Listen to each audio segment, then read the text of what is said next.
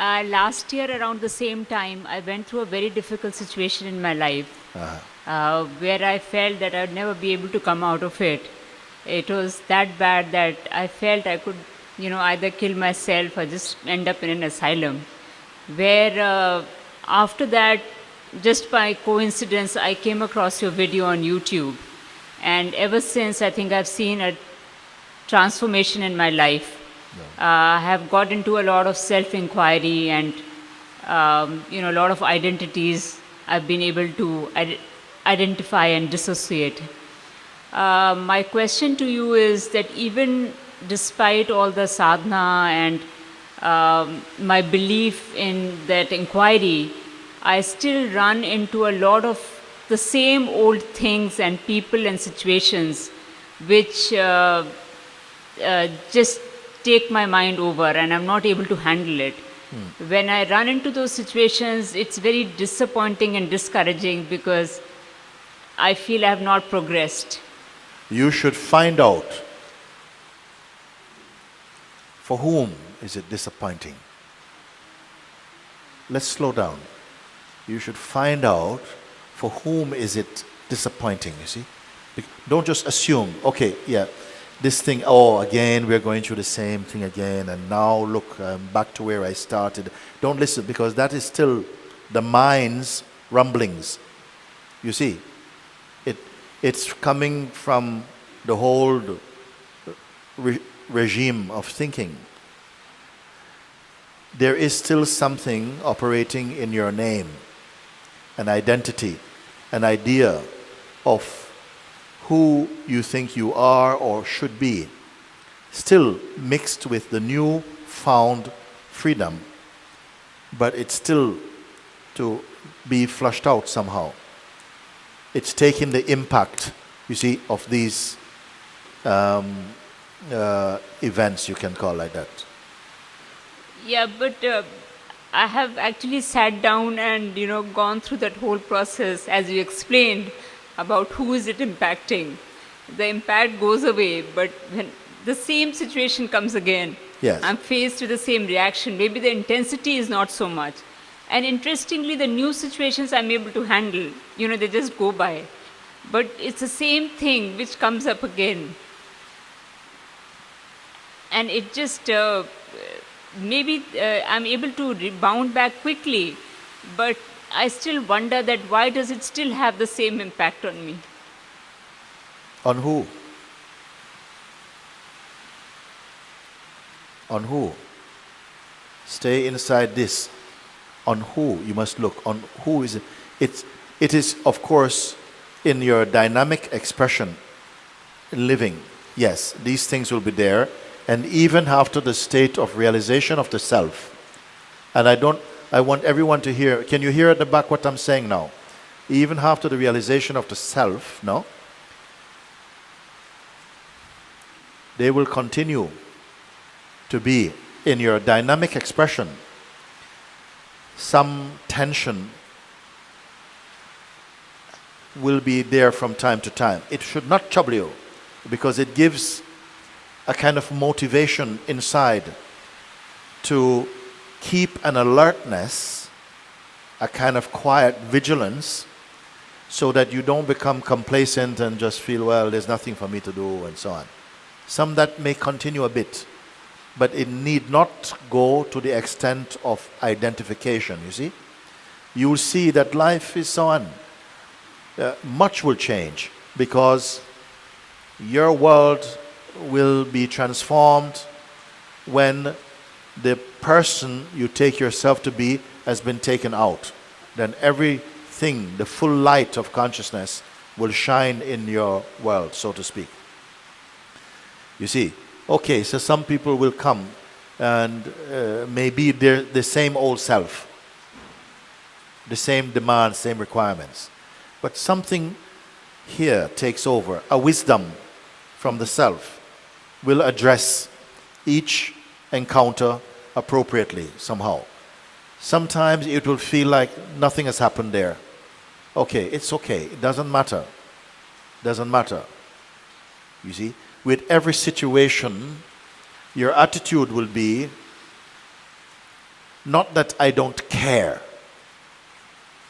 or that I care so much, but more that I don't mind. I don't mind. Because I'm not expecting it to be different from whatever it is. Just let it come, and something encounters this and addresses that. Behind this is pure serenity, and your inner solitude is not disturbed at all, you see? Something is here untouched. I started this morning like that. That which remains untouched. Not uncaring, but beyond damage. Whatever takes place in the realm of the body-mind functioning cannot impact upon the pure self. And you will confirm this. On some level, yes, somehow some little trouble comes and well, this thing and so on. But even though you're angry, you're not angry. You laugh, but you don't laugh. You speak, but you're not speaking. You're moving, but unmoving. This mystery you know. Something is moving. You say, I go, but inside I go nowhere. You see, this paradox feels very beautiful for you. It's not easy for people who have not had this experience to appreciate or to understand. So don't even try to share that verbally or vocally. Many beings will somehow, those who are sensitive, who have a spiritual sensitivity, they will somehow be attracted to that space inside you. But whatever is left over from the old patterns, old regime, that will also have an attractive energy also. Because it says like attracts like. And it is good because the world in its manifest form is there to reflect back also what is happening internally with you. So where there is still old charge inside the person or personality, there will be reflections of that happening in life anyway. You see? But you continue melting in your own ocean somehow. You see? These differentiations are not profound for you. They're all superficial. They will not impact so on your inmost being. You're seeing this. You're not discarding the world. You're not cynical about life. You see, in everything you see the self, the pure self also in this. In its dualistic manifestation, you appreciate and move in that world also. But you are not wanting anything from it. You're not requiring anything from it. Because you're sitting in your own pure contentment. You see, this is our essential life. This is already what is. And it is already in place. It will not come from somewhere else. It is already here. Yesterday, someone used the analogy of peeling an onion. Maybe in some way, your sadhana is peeling away the onion skins of what is unreal, what is untrue. You see?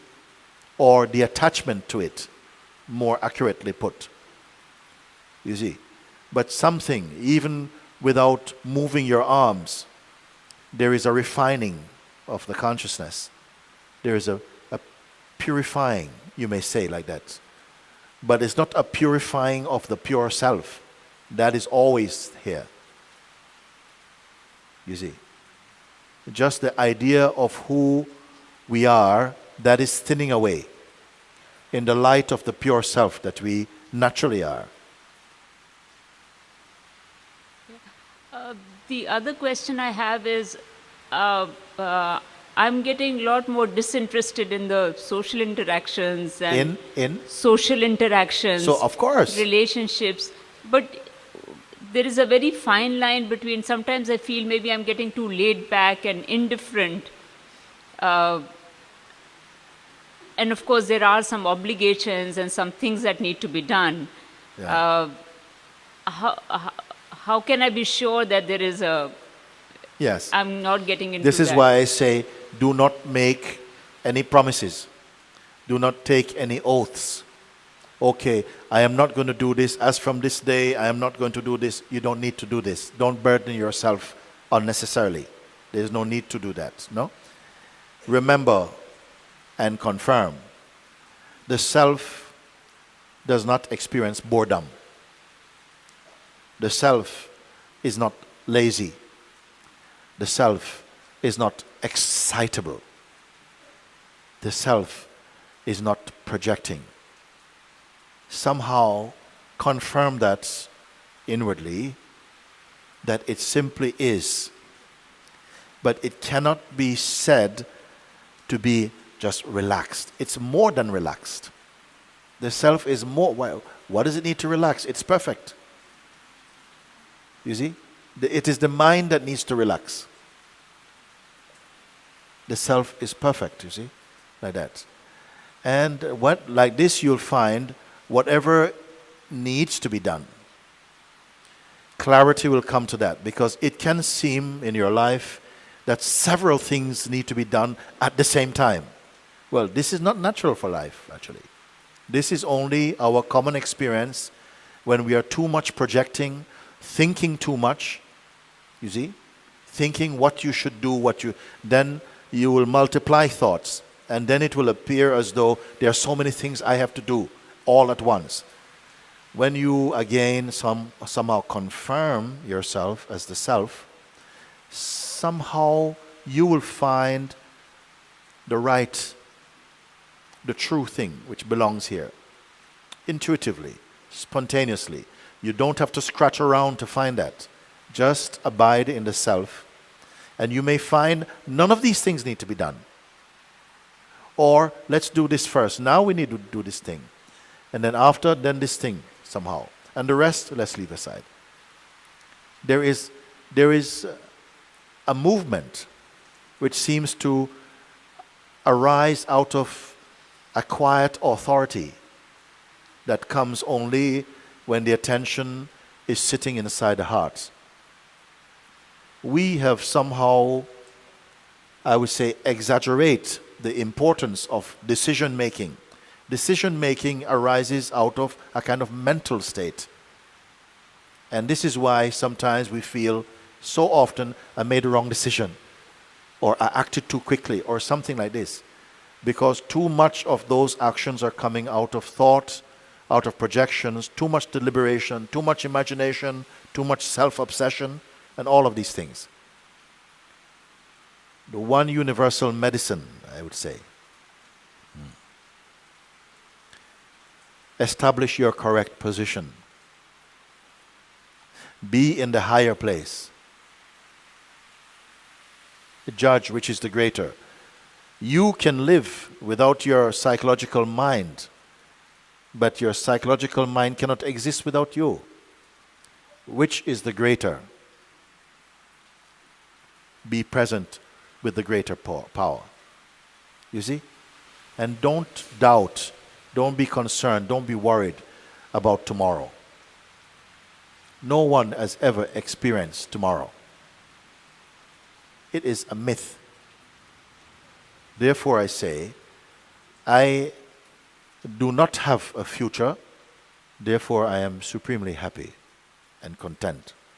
Because the concept of tomorrows and next week, forget about it. If there's a need, justifiably, appropriately, to make some practical plans.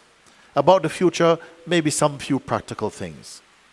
But the rest, concentrate really on being confirmed in your own self. Not your personal self, but that self within which even the sense of a person arises in that and is also perceived in that. You have got to get it. You're here. So don't be worried about, okay, what will I do after this thing? And don't have 2 or 3 questions. One question at a time. Because if you have 2 or 3 questions, while you are ask the first question and I'm answering your first questions, you're already going to your second question and you don't hear what I'm speaking. So find the thing which is, if there's a question, okay, what really is it? And if it is this, that yes, I am in the inquiry, it is working. I can see that Miss Busybody is not really sitting in her throne anymore. There is just a space of being now. And somehow life is moving more gracefully. Sometimes things are like this, sometimes more slowly, whatever. But there is a sort of casual noticing of it. It's not so intimate. And my field of view, the field of consciousness, is not claustrophobic now. You see? So somehow you're not managing existence at all. And you're not celebrating either. Simply you're present, you're here. You see? And your presence somehow radiates that peace which is the self. So we let the people come, they will come and look at what reflections come for you from some. You say, again, these things keep coming. And again, you meet them in the inquiry. Look at them. And gradually you'll find that you come naturally to a place where your mind is very quiet and stable and mostly empty. Don't be surprised if a thought shoots up from the emptiness and says, oh, boring. Don't be fazed by that. You see, the fire of the mind goes out very slowly. It's boring. Oh. It will keep on sending up little messages to see which key works. Okay? Yes. You're not very interesting anymore. Ooh. You see? It was much more powerful before. Yes. Why can't I get back